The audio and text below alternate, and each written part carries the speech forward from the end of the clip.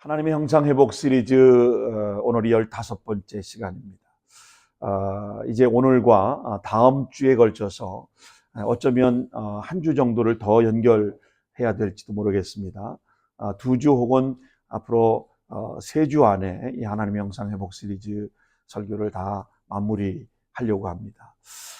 오늘은 예배를 통한 하나님의 형상 회복과 치유, 제가 소제목으로 지성소 예배드리기 이렇게 소제목을 붙였는데, 예배를 통해서 하나님의 형상이 어떻게 회복될 수 있는지를 우리가 함께 생각해 보며 은혜를 나누려고 합니다. 여러분, 내적 치유를 깊이 있게 하기 위해서는 반드시 먼저 우리가 던져야 할 한 가지 질문이 있습니다. 그것은 바로 온전히 치유된 모습이 무엇인가? What does it mean to be fully healed? 온전히 치유된 모습이 무엇인가?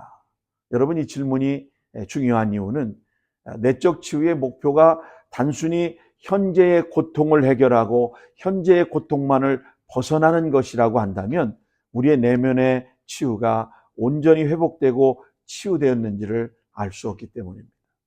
우리의 내면이 온전히 치유되고 회복되는 것까지 완전히 가야지 그것이 진정한 회복과 치유라고 할 수 있기 때문에 그렇습니다. 여러분, 만약 분명한 목표 없이 우리가 치유 사역을 한다면 마치 우리가 밀림 속으로 들어가서 방향을 모르고 헤매는 것과 같은 것이죠. 목표 없이 상처를 치유하려고 한다면 오히려 더 깊은 상처가 남거나 어떤 면에서는 기존의 다른 자기 방어 기제를 더 강화시켜서 부작용이 발생할 수도 있기 때문입니다. 여러분, 우리의 내면은 결코 단순하지 않습니다. 우리 인간의 속사람은 단순하지 않아요. 한 가지 상처를 치료하려면 먼저 다른 상처를 다뤄야 하는 경우들이 생길 수 있고, 또 그러다 보면 내적 치유를 진행할 때 이 분명한 목표가 설정되어 있지 않으면 방향 없는 그런 밀림 속을 헤매는 것과 같은, 여러분, 왜냐하면 목표는 방향을 제시하는 나침판이기 때문입니다. 인간의 복잡하고 미묘한 내면의 문제 속에서 하나님이 원하시는 온전한 치유의 모습을 목표로 삼고 나가지 않는다면 이 내면의 치유는 온전한 치유가 될 수 없다는 겁니다. 우리는 결국 내면의 온전한 치유를 경험하지 못하게 되는 것이죠. 오늘 이 시간 우리가 예배를 통해서 하나님의 형상이 회복되는 과정 속에서 진정한 내적 치유의 목표가 무엇인가 우리가 한번 생각해 보면서 은혜를 나누려고 합니다. 여러분, 먼저 생각해 볼 것은 하나님의 형상, 이마고 데이라고 하는 이 하나님의 형상 속에 발견되는 치유와 회복의 디렉션, 방향은 어떠해야 할까? 하나님의 형상 속에서 이 회복과 치유의 방향은 어떠해야 하는가? 여러분, 창세기 오늘 읽은 1장 26절로 28절 말씀에서 가장 우리가 주목해야 될 단어는 하나님의 형상입니다. 이마고 데이. 우리가 온전히 치유되었을 때의 모습을 이 하나님의 형상의 회복이라고 말하는데, 타락과 죄로 인해 깨어지기 전 하나님께서 창조하셨던 본래의 모습으로 회복을 의미합니다. 여러분, 하나님의 형상이라고 하는 이 말씀 속에는 중요한 몇 가지 내용을 우리가 발견하게 됩니다. 하나님의 형상이라고 할 때 관계적인 존재로 창조되었다는 사실을 우리가 발견하게 되죠. 관계적인 존재로 창조되었다. 자, 창세기 1장 26절 보니까 우리의 형상을 따라 우리의 모양대로 우리가 사람을 만들고, 여기 우리가 이것은 삼위일체 하나님을 의미하는 것이죠. 성부 하나님, 성자 예수님, 성령 하나님. 이 본질적으로 이 삼위의 하나님은 관계적인 분이십니다.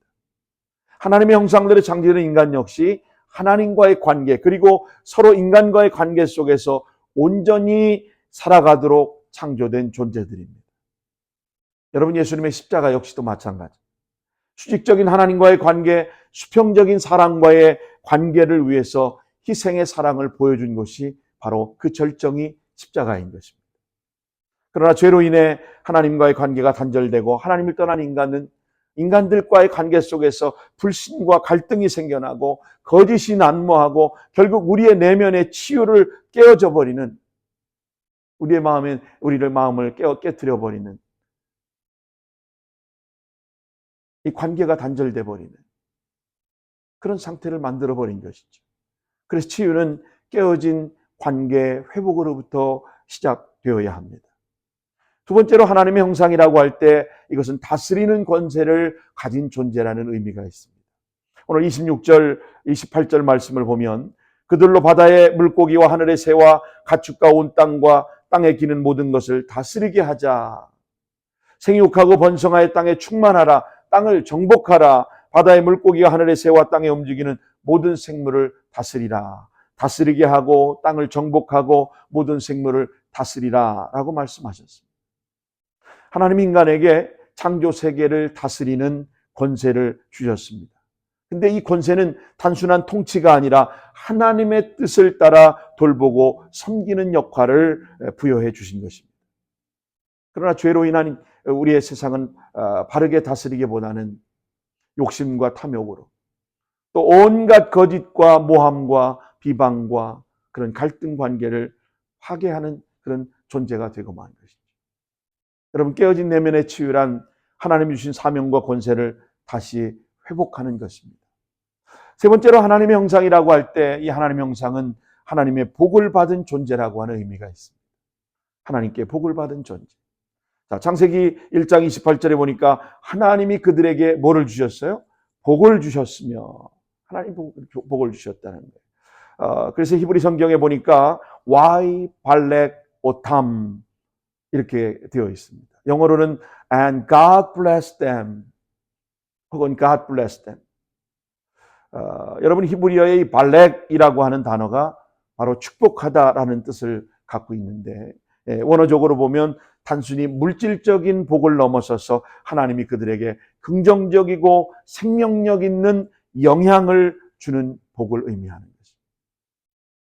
복은 일반적으로 잘 살고 번성하는 것을 의미하지만 여기서는 더 넓게 인간이 하나님과의 관계 속에서 진정한 생명과 목적을 찾을 수 있도록 하신 하나님의 은혜를 포함하고 있는 것이 바로 여기서 말하는 복이라고 하는 겁니다. 그리고 하나님 인간에게 복을 주시며 라고 말씀을 통해 인간 창조의 목적을 명확하게 하신 것입니다. 자, 인간은 하나님의 형상대로 창조되었다면 그 복은 하나님과의 관계 속에서 번성하고 충만하도록 살도록 부름받은 것입니다. 결국 이 복은 단순히 외적인 풍요나 번성만을 의미하는 것뿐만 아니라 하나님과의 온전한 관계 속에서 진정한 의미의 충만함을 경험하는 것을 말합니다. 자, 여기서 부인할 수 없이 우리가 확인되게 되는 것은 모든 인생을 향한 위대한 전제는 모든 사람은 태어날 때부터 하나님으로부터 복을 받은 존재가 되었다는 사실입니다. 여러분, 믿으시기를 바랍니다. 여러분, 우리는 하나님께 복을 받고 태어난 존재인 것입니다. 오늘 저와 여러분 모두는 하나님께서 창조하셨고 우리는 복을 받은 존재로 이 땅에 태어난 존재들입니다. 할렐루야. 여러분, 우리를 디자인하신 하나님은 완벽한 디자이너십니다. 한치의 오차나 실수가 없으신 하나님이라는 사실을 여러분 믿으시기 바랍니다. 2025년 현재 유엔 인구기구인 US Population Division에서 발표한 세계 인구 동향을 살펴보니까 세계 인구가 80억이 넘습니다. 80억. 2025년 현재 기준으로 해서 80억 인구가 넘어버렸습니다. 근데 이 지구상에 사는 모든 사람들은 단 한 사람도 잘못 만들어진 인생이나 불장난이나 실수로 태어난 인간은 이 땅에 단 한 사람도 있다 없다? 없다는 말이에요. 하나님의 계획 속에 태어났고 하나님의 축복을 받은 존재로 우리 모두는 이 땅에 태어나게 되었다는 겁니다. 하나님, 우리가 태어나기 전부터 우리를 아시고 우리를 사랑해 주셨습니다. 다윗은 시편 139편 13절에 주께서 내 내장을 지으시며 나의 모태에서 나를 만드셨나이다. 할렐루야. 하나님은 우리를 모태로부터 우리를 아시고 우리를 만드신 하나님이라고 하는 사실입니다. 하나님께서 우리의 모든 모습과 삶의 길을 아시고 계획하셨다는 점이 매우 중요한 의미를 갖는 것입니다. 여러분, 이 구절은 우리의 존재가 우연히 발생한 것이 아니라 하나님의 계획으로부터 부르신 특별한 존재라고 하는 사실입니다. 오늘 여러분 자신이 하나님의 특별한 계획 가운데 이 땅에 부르심을 받은 존재임을 믿으시기 바랍니다. 할렐루야. 오늘 저와 여러분이 그런 존재입니다. 그러므로 우리가 인생을 살면서 어려움과 때로는 상처를 받는다 해도, 심지어 우리가 무너지고 실패하고 망한다 해도 절대로 하나님께서 디자인하신 그 디자인을 의심하거나 우리는 원망해서는 안 되는 겁니다. 하나님의 형상이라는 완벽한 디자인을 행하신 하나님에 대한 신뢰가, 또 하나님께 대한 믿음이 여러분 치유에서 참 중요한 요소라는 사실을 여러분 기억하시기 바랍니다. 우리가 그 사실을 믿는 겁니다. 애플사의 스티브 잡스가 건강상의 이유로 경영일선에서 물러난다고 하는 그 보도가 나왔을 때, 이 스티브 잡스가 만들었던 아이폰과 아이패드는 그 중에 그 당시 시중에 나왔던 타사 제품과는 전혀 비교되지 않는 그 차이점은 바로 디자인에 있었습니다. 그 디자인이 곧 가격의 차이를 결정한 겁니다. 어떤 타사 제품과도 비교될 수 없을 만큼의 아주 심플하고 사람들의 마음을 매료할 만큼의 그 디자인이 최고의 가격을, 그 가치를 인정받게 되었던 것이죠. 결국 이런 가치의 문제를 떠나서 근본적으로 돌아간다면, 디자인이 잘못되면 그 물건은 절대 유용하고 가치 있게 쓰일 수가 없다는 것입니다. 이처럼 디자인이 그 물건의 효용성에 중요한 영향을 미치게 된다는 사실입니다. 여러분, 하나님은 인간을 창조하시고 인간에게 복을 주셨습니다. 원래 인간은 하나님의 복을 누리며 살아갈 존재였지만 하나님을 떠나고 죄로 인해서 그 복이 왜곡되고 상실된 것입니다. 여러분, 내면의 치유, 내적 치유는 하나님의 축복을 다시 온전히 누리는 삶으로 돌아가는 것입니다. 하나님이 디자인하신 본래 모습으로 돌아가는 겁니다. 결국 참된 축복은 뭔가? 하나님과의 친밀한 관계 속에 살아가는 것, 이것이 진정한 참된 축복이라는 사실을 여러분 믿으시기 바랍니다. 저는 바라기는 여러분 모두가 하나님이 디자인하신 걸작품 인생이라는 사실을 여러분 기억하시고, 깨어진 모든 관계를 통해서 하나님의 축복을 온전히 누리며 사시는 복된 여러분 되시기를 예수님의 이름으로 축원합니다. 여러분, 네 번째로 하나님의 형상은 거룩하고 순결한 존재라고 하는 사실. 거룩하고 순결한, 내가 거룩하니 너희도 거룩하라, 이렇게 말씀하셨잖아요. 여러분, 창세기 2장 25절에 보니까 둘이 벌거벗었으나 부끄러워하지 아니하니라. 여러분, 거룩과 순결이라고 하는 것, 인간이 창조될 때는 죄가 없었기 때문에 서로 벗었지만 부끄러워하지 않았습니다. 순결한 존재였습니다. 아담과 하와의 모습이 바로 그런 천국 같은 삶을 살았던 것이죠. 그러나 죄로 인해 수치심과 두려움 속에 살게 되고 자신들이 벗었던 것이 부끄러운 수치로 여겨지게 되었다는 겁니다. 그래서 내적 치유는 다시 거룩한 깨끗한 모습으로 회복하는 과정, 순결한 존재로 회복되는 과정을 의미하는 것입니다. 자, 여러분, 두 번째로 하나님의 형상으로 살아가는 삶은 어떤 것일까요?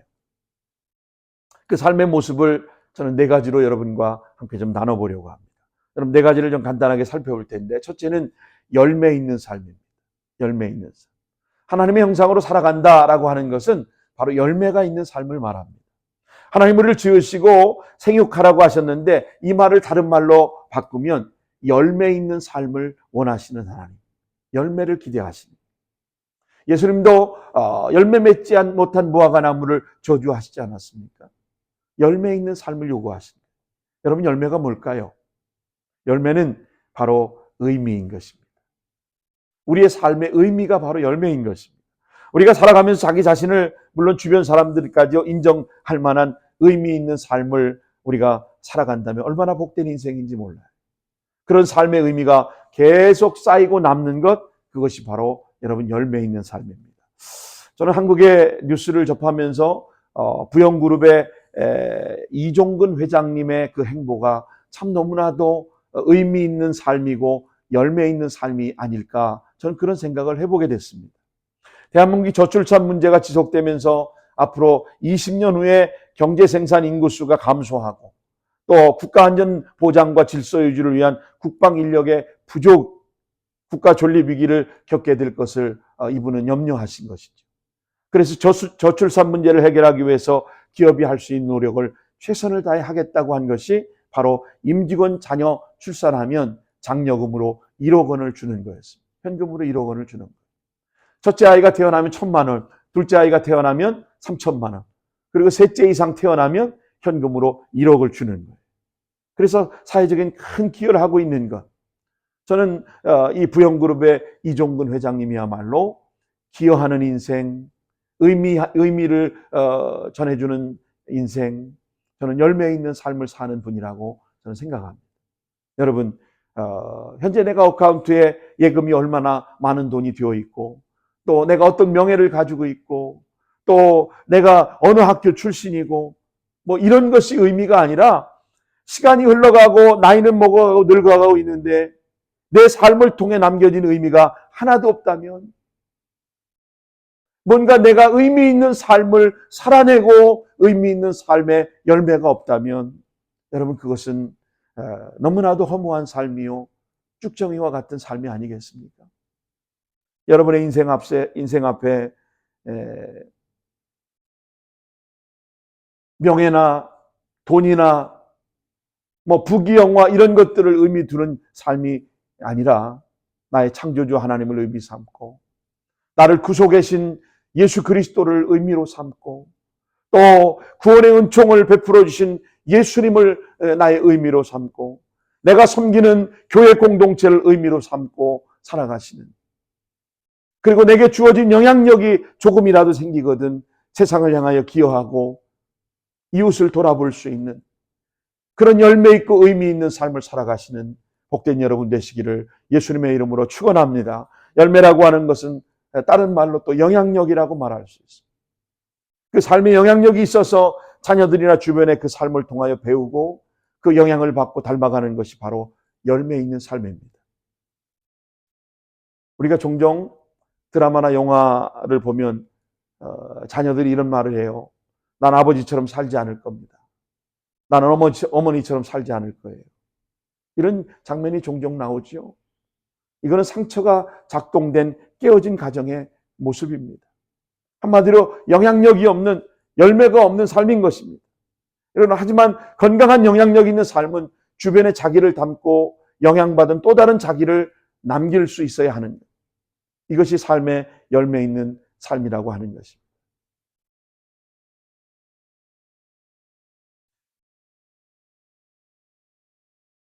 하나님의 형상으로 살아가는 삶 두 번째는 상승되고 증가하는, increasing 하는 삶입니다. 상승되고 증가하는 삶. 하나님 번성하여 라고 말씀하셨는데 이것을 조금씩 계속 발전하고 증가하는 삶을 말하는 겁니다. 삶에 대한 기대가 있고, 삶에 대한 소망이 있고, 삶의 진보가 있는 삶. 그래서 아침에 자리에 일어날 이유가 있는 그런 삶을 말하는 겁니다. 자, 여러분의 자신의 삶을 한번 체크해 보시기 바랍니다. 아침에 잠자리에서 내가 벌떡 일어날 이유가 있다. 한번 손 들어보세요. 여러분 아침에 내가 잠자리에서 벌떡 일어날 이유가 있습니까? 있는 분 한번 손 들어보세요. 예. 나는 아침에 벌떡 일어날 이유가 없다. 손 들어보세요. 아무도 안 계시네요. 여러분 아침에 벌떡 일어날 이유가 있다면 여러분 하나님의 형상으로 살아가는 삶을 살고 계신 아무런 문제 없는 분들입니다. 할렐루야. 아멘. 이런 분들의 특징은 뭔가 그날 하루가 기쁩니다.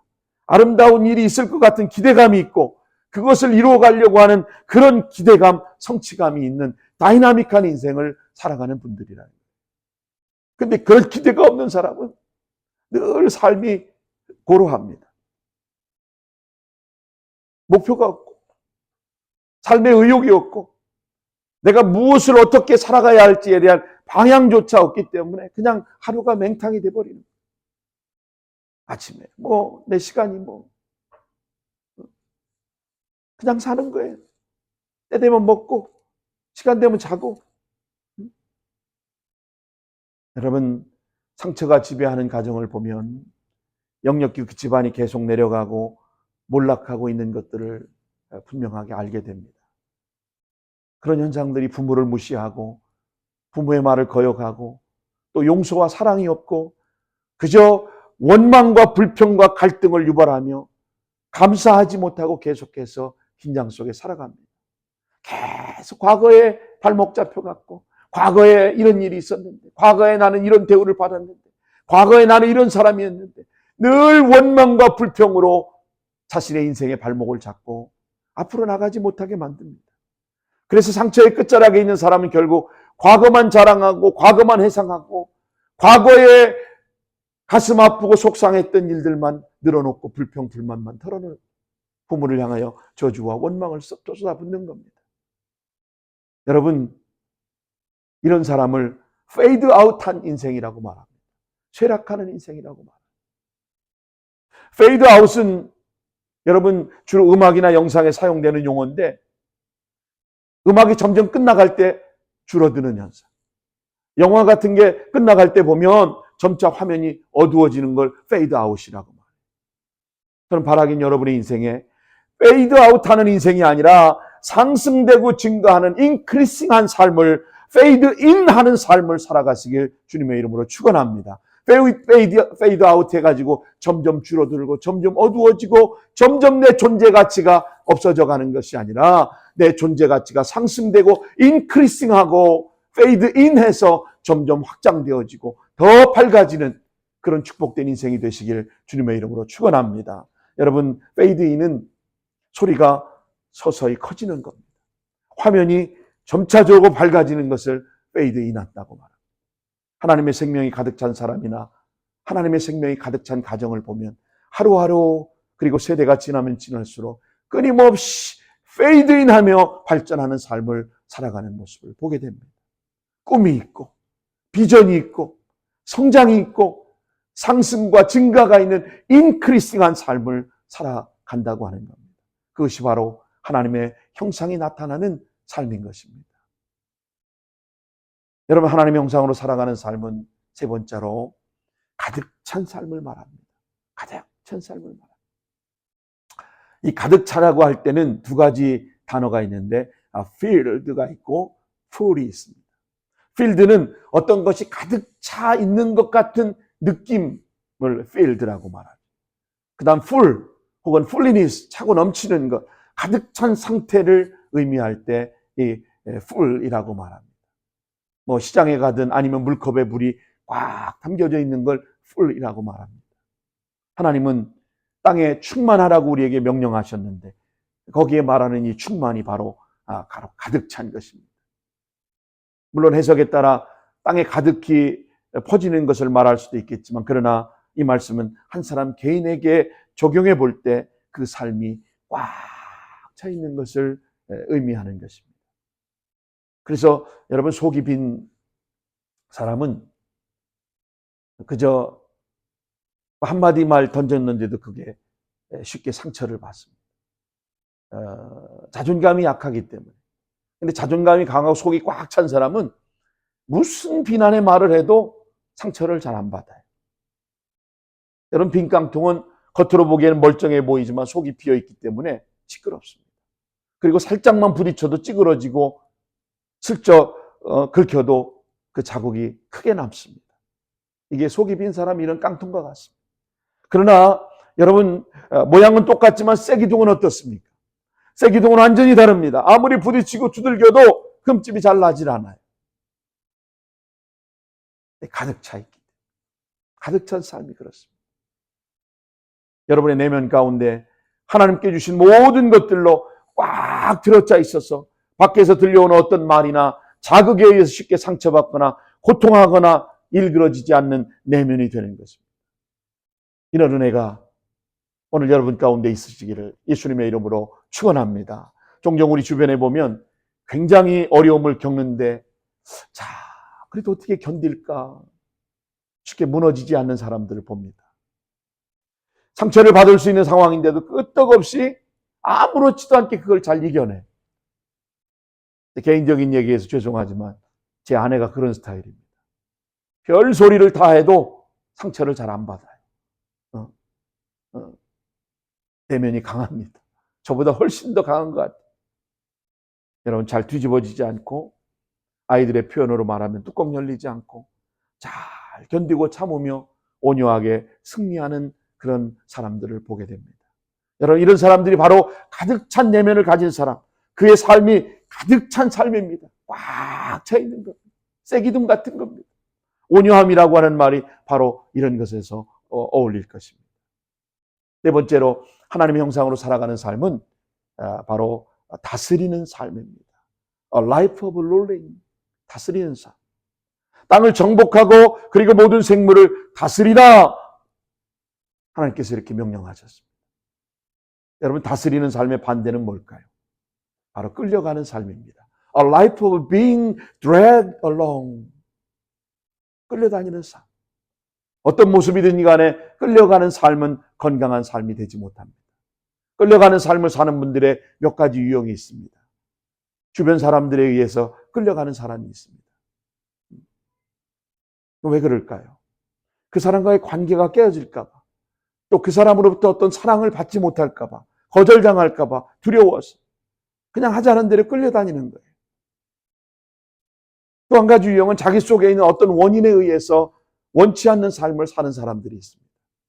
자신의 욕망이나 어떤 죄의 습관에 의해서, 아니면 어떤 두려움에 의해서 자기가 이 일을 반복하는 것이 옳지 않다는 걸 알면서도 계속 나도 모르는 사이에 그 죄된 일을 반복하게 되는 경우가 있습니다. 이것이 역시 끌려가는 겁니다. 우리 속담에 친구 따라 강남 간다는 말이 있어요. 자기 의지와 상관없이 그냥 친구 때문에 끌려다니는 경우들이 있습니다. 세 번째는 자기가 원하는 삶에 대해서 스스로 한계 때문에 꿈을 포기하고 살아가는 삶도 있습니다. 이건 역시 끌려다니는 삶입니다. 자신의 삶에 대한 기대가 잘못되었거나 아니면 열등감이 있어서 하고 싶은 걸 제대로 못하고, 이런 것들이 깨어진 삶. 끊임없이 내가 원하는 삶이 이것이 아닌데 생각하면서 그냥 어쩔 수 없이 끌려다니는 그런 인생을 사는 사람들이 있습니다. 여러분, 이 모든 끌려다니는 삶의 반대가 바로 A life of ruling입니다. 다스리는 삶. 할렐루야. 여러분, 다스리는 삶을 살아가시길 주의 이름으로 축원합니다. 여러분, 자기 삶을 하나님 안에서 스스로 결정하고 다스려 나가는 거예요. 자기의 삶의 바운더리, 경계가 건강하게 세워져 있어서 받아들일 건 받아들이고 거부할 것은 냉정하게 거부하는 그런 삶을 살아가야 하는 것입니다. 헨리 클라우드와 존 다운센스가 쓴 노라고 말할 줄 아는 그리스도인이라고 하는 책이 베스트셀러로 많은 사람들에게 읽혀졌는데, 우리의 삶의 경계, 이 바운다리 문제를 A life of ruling, 다스리는 삶과 A life of being dragged along, 끌려다니는 삶을 아주 잘 적절하게 다루고 있는 책입니다. 여러분에게 일독을 권해드립니다. 여러분, 하나님의 형상으로 살아간다는 삶은 바로 열매가 있어야 합니다. 인크리싱하는, 상승되고 증가되는 삶을 살아야 합니다. 페이드 아웃이 아니라 페이드 인하는 삶을 살아가야 하는 삶인 것이죠. 그 다음에 가득 찬 삶을 말합니다. 네 번째는 바로 다스리는 삶을 말합니다. 여러분, 이 네 가지 조화가 잘 이루어지려면 가장 중요한 키워드는 바로 지성소 예배의 회복에 있습니다. 마지막 세 번째, 지성소 예배의 회복을 이루라. 하나님의 형상을 회복하기 가장 좋은 방법은 바로 예배의 회복입니다. 예배는 영이신 하나님과 인간이 만나는 것이기 때문에 Worship is the meeting of the Spirit of God and mankind. 예배는 인간이 영이신 하나님과의 미팅, 만나는 것을 예배라고 말합니다. 더 상상력을 동원하여 정확히 표현한다면 하나님의 생기가 인간의 코에 불어 넣어져서 생명이 되는, 사람이 되는, 리빙 빙이 되는 역사, 이것입니다. 창세기를 보면 그거로 인간의 몸을 만들었지만 온전한 사람이라고 부르지 않습니다. 하나님의 형상이 아니었습니다. 하나님의 형상이라고 할 때는 어떤 것을 외형을 닮았다는 말이 아닙니다. 그 코에 생기가 불어넣어진 후에 비로소 하나님의 형상을 가진 온전한 인간이 되기 때문입니다. 하나님과의 인간의 만남, 지금 우리에게 적용해 본다면 이 만남이 곧 바로 예배라고 할 수 있는 겁니다. 인간이 어떻게 하나님을 만날 수 있습니까? 예배를 통해서 하나님을 만날 수 있습니다. 우리 육신의 경향과 한계 속에 있는 우리에게 영이신 하나님의 영이 쏟아부어지는 역사가 바로 여러분 예배라고 하는 사실을 여러분 기억하시기 바랍니다. 예배가 얼마나 중요한지 몰라요. 그래서 예배의 본질은 우리가 존귀하신 하나님을 존경에 높여드리는 데 국한되어 있지 않습니다. 영이신 하나님께서 신령과 진정으로 예배하는 자를 찾으시는 영적인 미팅 만남의 역사가 이루어지는 것. 요한복음 4장 23절로 24절. 하나님 지금도 영적 산제사를 드리는 한 사람을 찾고 계신 줄로 믿습니다. 예배자를 찾으신 하나님. 여러분이 그 한 사람이 되시기를 주님의 이름으로 축원합니다. 여러분 구약성경 가운데 예배를 통한 회복에 대해 가장 정확하게 표현한 말씀이 있습니다. 말라기 4장 2절입니다. 내 이름을 경외하는 너희에게는 의로운 해가 떠올라서 치료하는 광선을 바라리니 너희가 나가서 외양간에서 나온 송아지같이 뛰리라.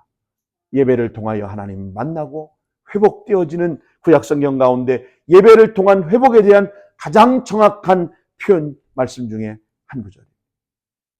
흙으로 만든 형태만 있던 육신에 하나님의 생기가 그 코에 불어넣어지면서 living being, 생명이 되어 움직이기 시작한 것처럼 오늘 예배가 그런 역동적인 변화와 치유의 역사가 일어나게 되는 현장인 줄로 믿으시기 바랍니다. 온전히 하나님의 형상의 회복은 바로 이 예배를 통해서만이 회복될 수 있음을 여러분 기억하시기 바랍니다. 여러분 중에 이런 질문을 하는 분이 계실 수 있습니다. 목사님, 오늘 수많은 사람들이 예배를 중요하게 여기고 예배를 드리고 있는데 왜 그들이 온전히 하나님의 형상을 회복하지 못하고 있습니까? 저는 옳으신 질문이라고 생각합니다. 왜 그 말라기의 치유 역사가 일어나지 않습니까? 저는 그 이유를 이렇게 말씀드리고 싶습니다. 그 이유는 온전한 지성소의 예배의 경험이 부족하기 때문에, 온전한 지성소의 예배가 회복되지 않았기 때문에. 여러분, 하나님께서 우리에게 디자인하신 구약의 성막의 예배의 모형을 보면, 예배 장소인 성막의 구조를 여러분 생각해 보면 우리 인간의 모습과 너무나도 딱 정확하게 들어맞는 성막의 구조를 우리가 생각해 보게 됩니다. 여러분, 성막의 모형을 한번 생각해 보십시오. 화면을 보시면서 세 가지로 나눌 수 있습니다. 뜰 예배가 있습니다. 이 뜰 예배는 다른 말로 육적인 예배라고 말할 수 있습니다. 두 번째는 성소 예배입니다. 이거는 혼적인 예배. 세 번째는 지성소의 예배입니다. 이건 영적인 예배라고 할 수 있습니다. 여러분, 성전 뜰 예배. 이곳은 양을 잡고 짐승을 잡고 불에 태우는 것 같은 예배의 액션은 있고 예배의 모양은 있지만 진정한 속죄나 만남의 경험이 이곳에서는 없는 거예요. 양 잡고 버리고 태우고 정강이와 내장을 다 버리고 정확히 말하면 몸만 그 예배 현장에 있을 뿐이지 아무런 내적인 역사나 변화가 일어나지 않는 예배가 바로 이 성전 뜰 예배인 것입니다. 이건 육적인 예배입니다. 두 번째 성소 예배는 혼적인 예배. 이것은 진설병이 있고 등대가 있고 분향단이 있습니다. 한마디로 그곳에서 말씀을 듣고 지적인 인포메이션을 받고 감정적 의지적인 깨달음이 있어요. 아, 그렇구나. 이게 이런 뜻이구나. 어느 정도 영적 감동이 있습니다. 그래서 성소가 성막의 모든 것을 대표하는 것처럼 보이지만 그곳의 예배는 전부 예배가 아니라고 말할 수가 없습니다. 말씀을 통해서 예배를 통해 지적으로 깨닫고 감정적으로 감동을 받고 때로는 은혜 받았다고 눈물을 흘립니다. 또 의지적인 결단하고 내가 새로운 삶을 살아봐야지 예배 속에 그런 일들이 일어날 수 있습니다. 여러분, 이 정도면 훌륭하지 않습니까? 이 정도 감동이 있다면 훌륭한 예배 아니겠습니까? 지정의 세 부분 모두 어떤 역사가 일어났으니 여러분 이 정도면 된 거 아닐까요?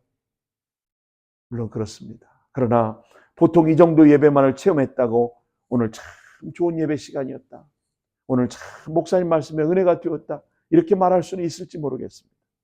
하지만 이것은 충분하지 않습니다. 성막이 성소만 끝나지 않는 것처럼 예배도 그런 성소 예배, 혼적인 예배로는 충분하지 않다는 겁니다. 인간에게 혼만이 있는 것이 아닌 것처럼 예배도 성소 예배, 혼적 예배만이 아니라 영적인 예배가 중요하다는 사실. 이 성소 예배 역시 우리의 근본적인 죄의 문제를 해결할 수 없다는 것. 죄 문제 해결은 바로 주님 보좌 임재가 있는 지성소까지 들어가는, 그래서 말씀에 제가 오늘 소제목을 지성소 예배하기라고 정했습니다. 지성소까지 들어가서 주님의 속죄소, 시은 자가 있는 그곳에서 주님의 응답과 주님을 만나는 역사가 지성소 예배 가운데 이루어질 때 진정한 치유와 회복이 일어나게 되는 겁니다. 여러분 화면에서 보시는 것처럼 바로 지성소란 속죄소, 죄를 속하는 장소, 시은 자가 있는 곳입니다.